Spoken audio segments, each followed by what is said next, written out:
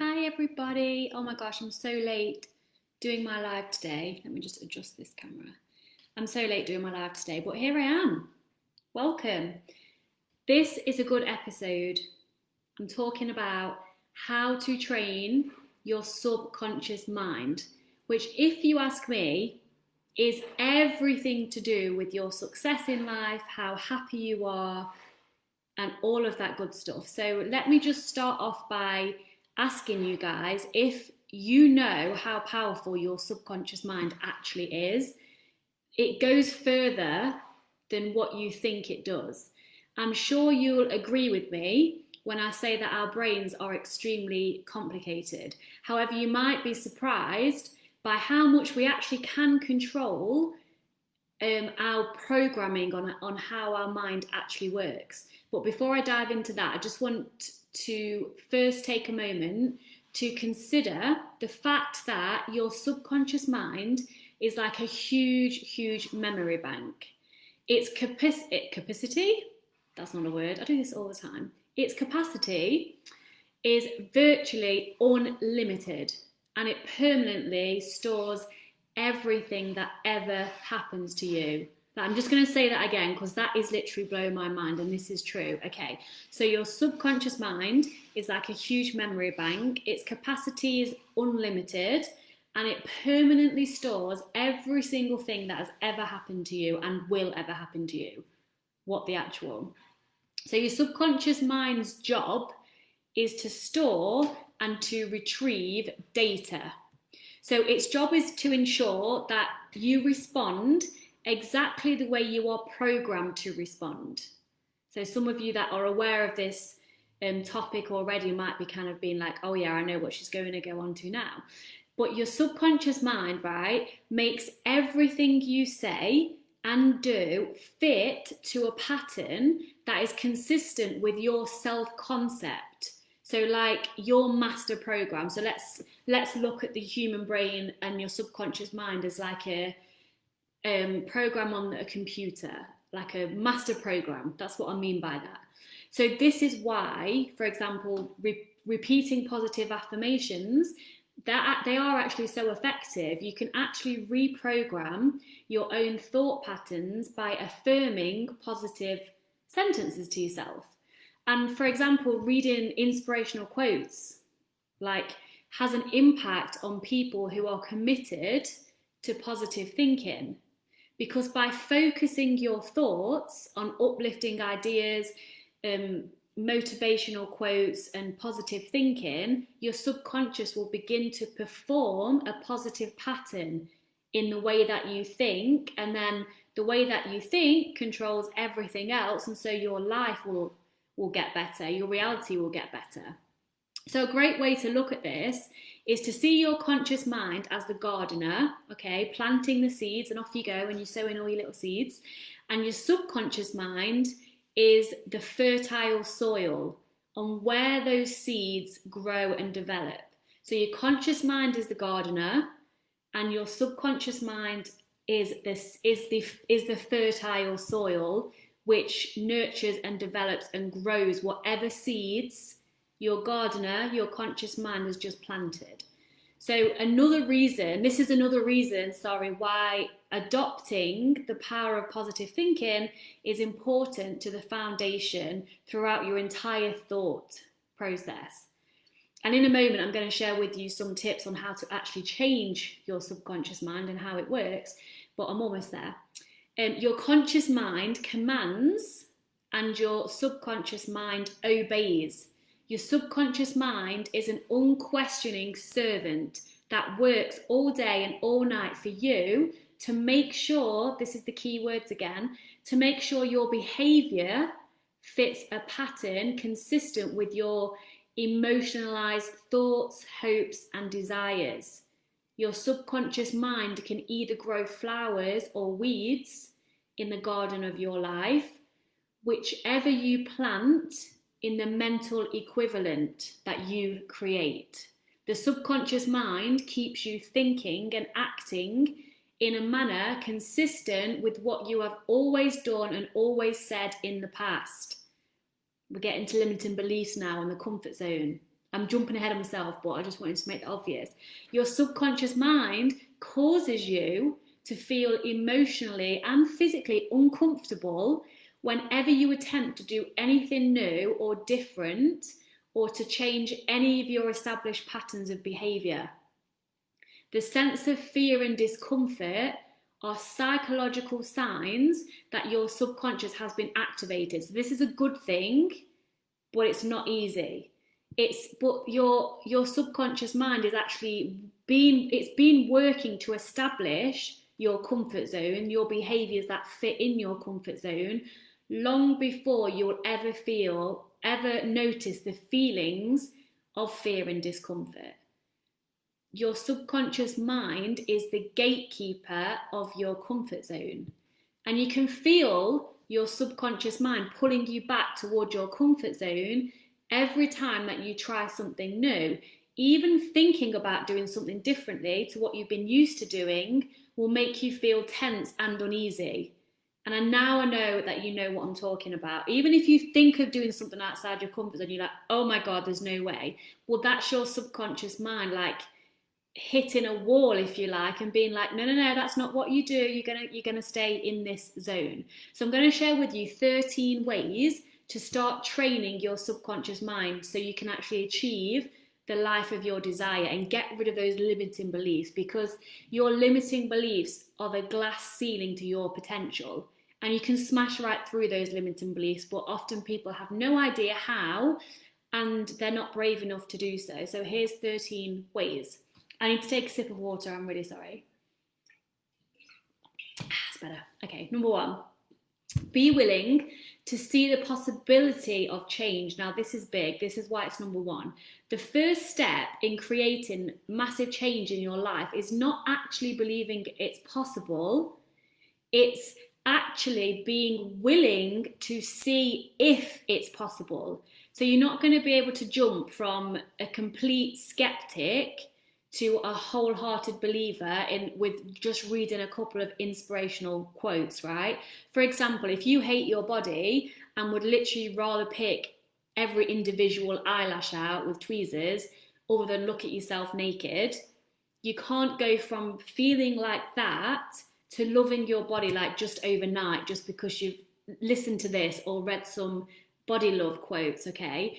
You would first start by actually wanting to love your body somehow, even if you have no idea how it's ever going to happen for you. You just have to want it, and then be open to the possibility that maybe you could love your body. You don't know how yet, but maybe I'm going to create this possibility that I actually can do this. So basically, step 1 is creating the possibility that one day, blank, whatever you want to achieve, could actually happen. That's where the change starts happening. That's where you change your life. Number 2, give yourself permission to be successful. Instead of repeating an old narrative of believing you'll be happy once you've lost 10 pounds, for example, or I'll be happy when I've got a promotion, or I'll be happy when I've got 2 life events done down the line, right? Instead of thinking I'll be happy when, work on changing your monologue to, I allow my life to be good. I allow my life to be good. Give yourself permission to be happy and successful, and don't feel guilty about it. If your subconscious mind believes it's picked up from somewhere that believes that success is somehow selfish or corrupt, then of course you're not going to do what you need to do in order to live the life that you want to live. So instead, give yourself permission to step into this whole happy and healthy, grounded self that you deserve. And self-love and self-care practices do help around this, but it can just be changing your mindset to, I deserve to be happy, and just going with that. So number 3, don't allow other people's fears to affect you. The way people respond to news of your success will tell you how they are really doing in their lives. Every single person is giving out into the world what is going on internally and externally with themselves. So if you announce your engagement, right, people who are happy in marriages will be elated for you. People who are unhappy in marriages will warn you that it's difficult and that you should enjoy being single while it lasts. The point is, other people's fears are always projections in their own situations internally and externally. They have nothing to do with you and what you are or are not capable of. This is a really big one. That was a really big one. Number 4, surround yourself with positive things. So, for example, you could keep a bottle of champagne in your fridge. I don't like champagne, but if you love champagne, do that. This is more relevant to me. Keep a really expensive posh box of chocolates somewhere secret so nobody else eats them. Knowing that you can indulge whenever you plan in some me time. Choose your morning alarm to say something like congratulations, like whenever you wake up, right? Make sure that the items that you see, that you touch, and that you have things to do with every day around your house and around your environment bring you positivity and happiness. Keep an inspirational quote on your laptop, on your computer, on your phone screen, and just generally like fill your day and fill your life up with things that make you smile. Because if you do this, your brain will constantly be in a positive state without even having to think about it. So surround yourself with positive things, and that includes social media. Only follow people that make you feel good about yourself, inspired and happy, and unfollow people who make you feel unworthy. Okay? Number 5, speak your success in the present tense, not in the future. So obviously you shouldn't be saying things like, oh, trust me, I'm a doctor, when you're actually not, because that would be a bit of a fail. But start by speaking about what you want out of life, not in the context that one day you will have it, but that you are already living it. So instead of saying, I hope to do this one day, say, I am planning how to do that now, and then actually take a baby step towards doing that planning that you just said you was going to do. So instead of thinking, I will be happy when I meet the man of my dreams, think, I am completely capable of being happy right here, right now, and I don't need a man to make me happy. So it's all about the language that you use. Language is everything. And in the present tense, if you're saying, I want to be rich and famous, that's probably a really awful one to use, but let's go with it because I've said it now. If you say, I want to be rich and famous, the universe and all the infinite intelligence that creates our whole life will be thinking, oh, she wants that, so she's just whoever it is who looks after us all is gonna keep us wanting that. Whereas if I said, I am rich and famous, I don't want to be that, by the way, I would quite like to be rich and I could help more people. I'm saying I am, the universe, the infinite intelligence, whoever's listening, will match my vibration of I am. I already have this, so they will provide that. I won't keep wanting that. Does that make sense? Number 6, create a vision board and plan a vision practice. Being able to imagine, this was a big one for me, by the way, because I was just faffing around and not knowing exactly what I wanted. But being able to imagine what it actually is you want out of your life is absolutely essential for creating it. Because if you don't know where you're going, how do you know which way to go? It's like a sat-nav or Google Maps. If you don't know where you're going, and how do you know what address to put in? You're just going to be like, oh, well, I don't know which way to go because I don't know where I'm going, okay? So when you have a crystal clear image in your mind about what it is you actually want, then you can start creating it and taking baby steps towards it. If you're still hazy and a bit torn between what you actually want, you won't be capable of taking real, meaningful action towards anything. So create a vision board or a vision box. It can be virtually on your phone. I've got an app called Vision Board app. It can be a physical one if you like to create stuff, but it really is fun to do, and it really, really helps more than you realize to actually manifest and create and work towards everything that you want in your life. They really work. Okay, number 7. Oh, I need to take a breath. Identify your resistance. When our subconscious minds hold us back, from pursuing something that we love, it's because we're holding a conflicting belief about it. These are the limiting belief, guys. These are what keep you small and what stop you from achieving your like dreams and hopes and desires. It's because whatever you want to achieve, your limiting beliefs, aka your subconscious mind, has a conflicting belief around what you want to do or want to believe. So to identify your resistance, question yourself. These are really good questions. There's 2 questions I want to share with you. Number 1, ask yourself, why do I feel better when I'm procrastinating? Why do I feel better when I'm not going after my dream? Answer yourself that honestly in your journal. And number 2, could getting what I really want actually put me in a place that makes me more vulnerable than ever? So again, it's that being scared of success. When you actually achieve what it is you desperately want to achieve, what will that mean? What am I scared of when I reach my goals and desires? And then find a way to have those needs met and to have those questions answered by yourself before you proceed. Because otherwise they're going to keep you in that comfort zone. And nothing ever good happened in your comfort zone, by the way. Number 8, have a master life plan. And I loved this one when I wrote this, because have you ever had a business meeting before where they're like, where do you see yourself in 5 years' time? And you're like, I literally don't even know what I'm having for my dinner, so how would I even know that? This was before I used to goal set, obviously. But planning too far in advance, like 5 or 10 years in advance, is really difficult because everything changes, right? So many changes happen over time. I just have a question on Instagram, 1 second. Would you compare these to zones of operations? I don't even know what that means, Aidan. Is that really bad? Would you compare these to zones of operations? Tell me what you mean a bit more. Excuse my ignorance to your question, and I will answer you when you've replied.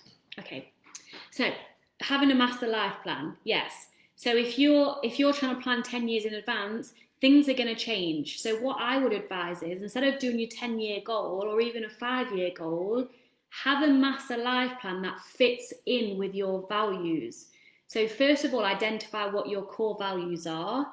There's loads of stuff online you can do this. Just type in core value assessment, and then it will come to, then you'll get loads of things to do from there. And then have a master plan. So identify your core values and motivations. Ask yourself, what is the ultimate goal of what you want to accomplish when you're alive? What do you want your legacy to be? What do you want to leave behind? And once you've got your big picture, your master life plan, you can then make decisions as you go along in your journey that align with your true self and what you really want. So let me just answer Aidan's question. 1 second. Sorry, I mean as in comfort zone, panic zone and flight zone. Would you compare these zones? Oh, I see what you mean. That's really interesting. Well, with what it is, Aidan, with our comfort zone, right? Imagine it is a circle. We like to be in our comfort zone, and anything outside of our comfort zone causes us panic. And everyone's different. We can either jump straight out of our comfort zone, you know that saying where just jump and the net will appear, which I believe it does, and that's how I operate. I just think sod it and just go all out, and it's horrible and scary, but it always works out.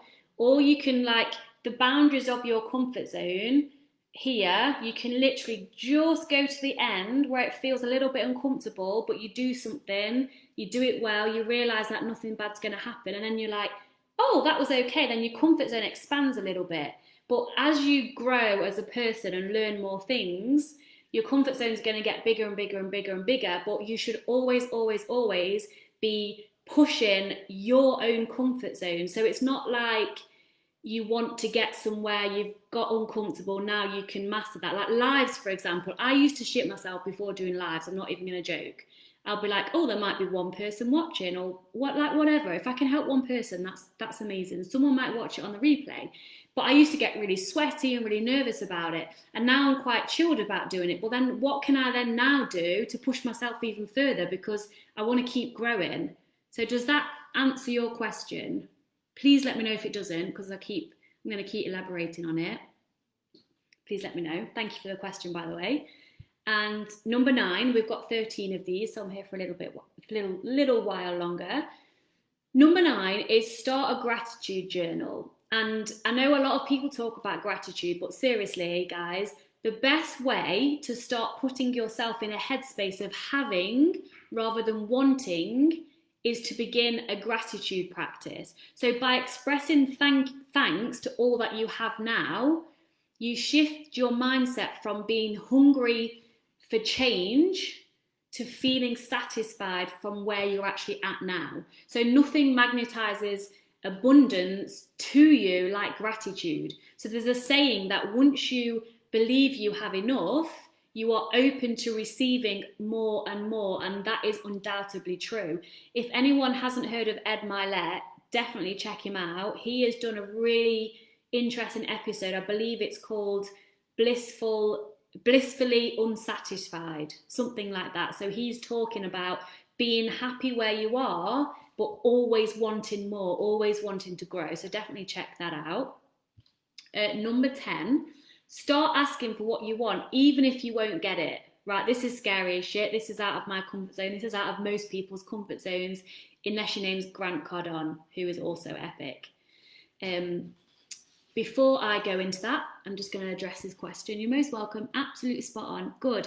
Went to a boot camp and they spoke of apply these zones to your life and always keep moving forward. Ed and Andy. Brilliant. Yes, I'm so pleased. And thank you for your question, because I love questions. So if anyone has a question, please let me know. I love questions. Yes. So number 10, start asking for what you want, even if you don't know, even if you know you won't get it. So let me elaborate on this, because this can sound a bit strange. If someone asks you to do a project or whatever your line of work is, why not ask them for the amount of money you really want to earn for it? So my other half has taught me this, like my coaching, for example. When I first started out, I was like so scared to just charge like my worth, basically, because I had this panic where I was like, do I know enough? How can I help them? You know, again, I was out of my comfort zone because I hadn't done it yet. I hadn't been in that confidence competent loop, which Brendan Burchard talks about, which is so true. So I was like charging beneath my worth. And then Wouter taught me, pick a price on what you believe your product is worth. If you're a project manager, like whatever, you pick a price and what you want to get from your work, the amount of effort and energy you put into this thing, and then go a bit higher. So go, even in regards to money, charge someone something that you're a little bit uncomfortable with, because that's also how you grow out of your comfort zone, especially around your money mindset. So if someone asks you to do a project, ask for the amount of money that you truly want to earn, then add a little bit more. If your goal is to get a promotion in your current job, sit down with your manager and make your intentions known. Like, how are they going to know you want a promotion if you don't even tell them? Reach out to brands that you want to work with and people that you want to work with. Start asking for what you want, even if you have no reason to believe they will actually give you any of those things, because eventually they will. And plus, you'll end up building your own resilience, growing through going out of your comfort zone, and being told no, you'll become fearless. Like, I do this all the time.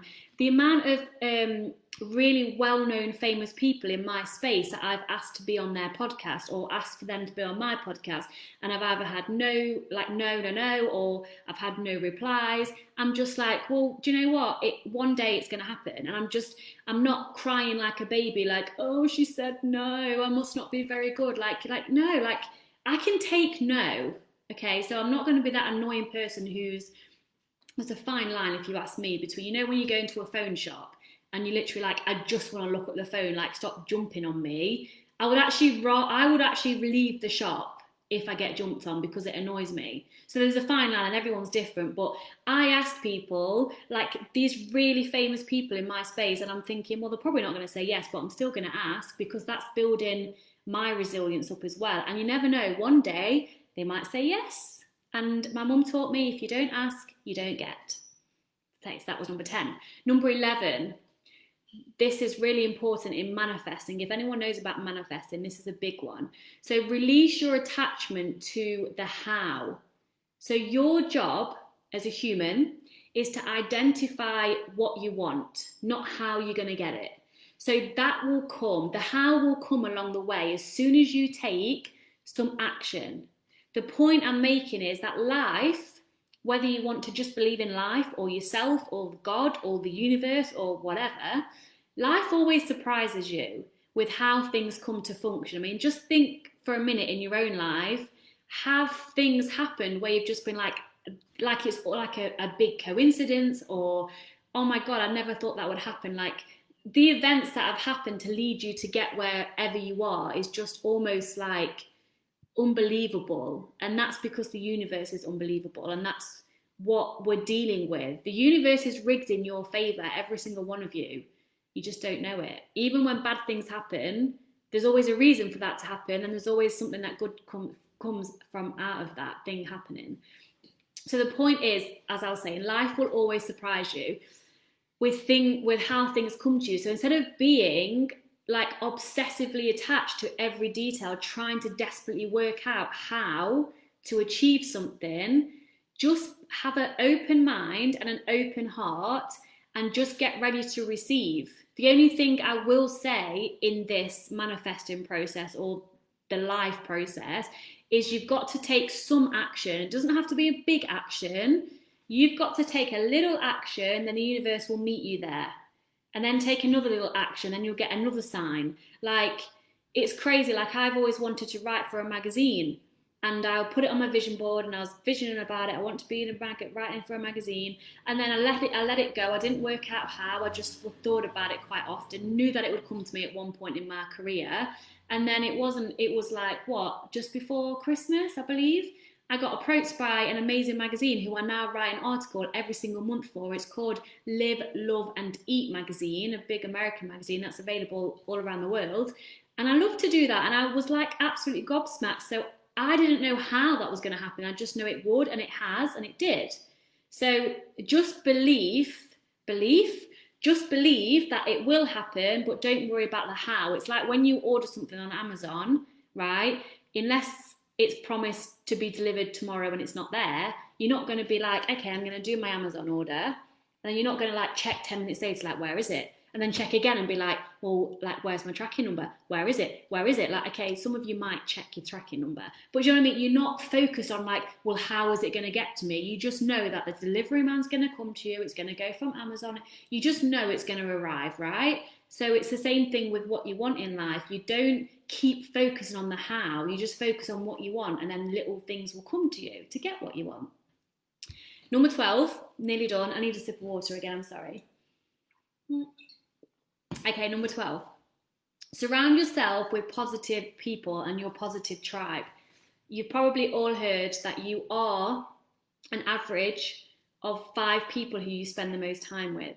So start spending time with people who are ambitious, positive, caring, creative, supportive. If you're hanging out every weekend, and I've been there and done this, and I've sorted it out as I've gone on my personal growth journey, if you're hanging around with people who are constantly moaning about their other half, constantly moaning about the job and just not actually doing anything about it, that's going to have an impact on you. Before you know it, you'll start using the phrases that they say, or you'll start feeling that negative mindset. So it's up to you to only surround yourself with people who make you feel good.